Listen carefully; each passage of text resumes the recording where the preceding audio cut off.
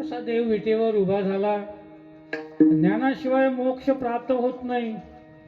मग जे ज्ञान आपण अर्जुनाच्या निमित्तानं सर्व जगाला सांगितलं ते कालांतराने संस्कृत भाषेत असल्यामुळे लोकांना संस्कृत भाषा कळेनाशी झाली. संस्कृत भाषा जगाशी कळेना मनोनी नारायणा करुणा आली.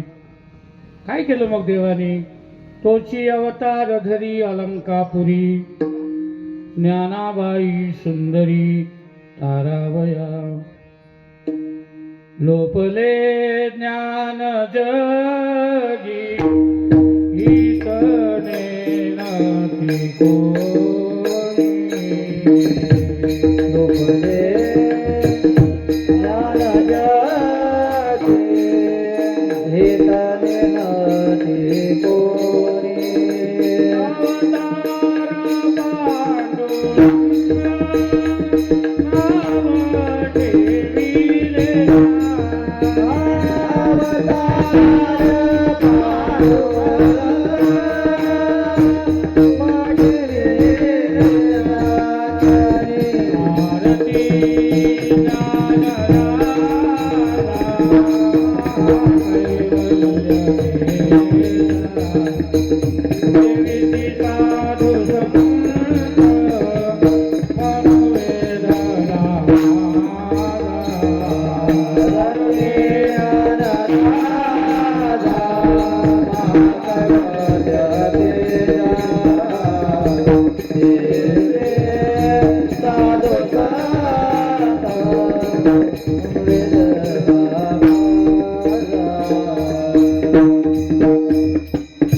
लोकले ज्ञान जगी हित नेनती कोण. अवतार पांडुरंग नाव ठेविले प्रगट गुह्य बोले. केला भगवद्गीते अर्थ ऐसे समर्थ ती लोक. ज्ञानोबरांनी भगवद्गीतेवर मराठी भाषेमध्ये भाष्य केलं. आणि तेव्हा कुठं मग ते ज्ञान प्रगट झालं. प्रगट गुह्य बोले विश्वाची. त्या ज्ञानाचं पारायण सुरू आहे. निश्चितच आहे ज्ञान प्राप्त होईलच. ज्ञानेश्वरी ग्रंथाचं पारायण प्रवचन श्रवण केलं, पारायण केलं. ज्ञानेश्वरी वाचनाने ज्ञान प्राप्त होतच. अज्ञानी असला, किती अज्ञानी असला, किती मूर्ख असला तरी त्याला ज्ञान होतं. म्हणून वाचावी वाचावे ज्ञानेश्वरी. वाचावे ज्ञानेश्वरी. वाचावे ज्ञानेश्वरी. वाचावे ज्ञानेश्वरी. डोळा पहावे पंढरे. डोळा पहावे पंढरे.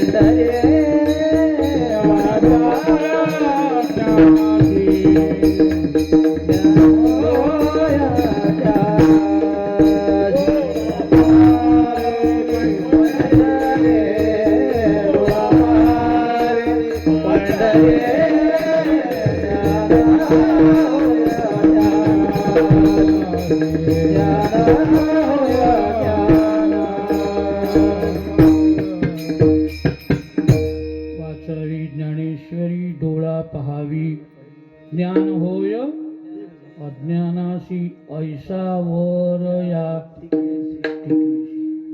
ज्ञान होय मूढा अति मूर्ख त्या दगडा वाचील जो कोणी जनी त्यासी लोटांगणी.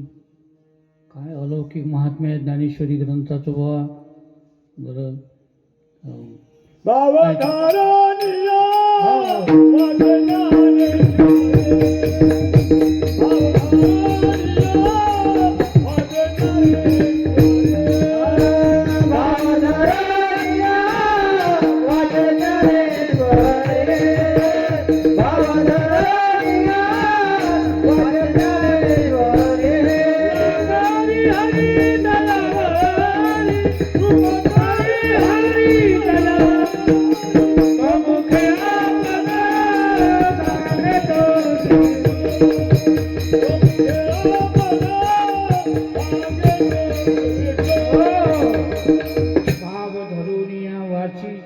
ज्ञानेश्वरी हरे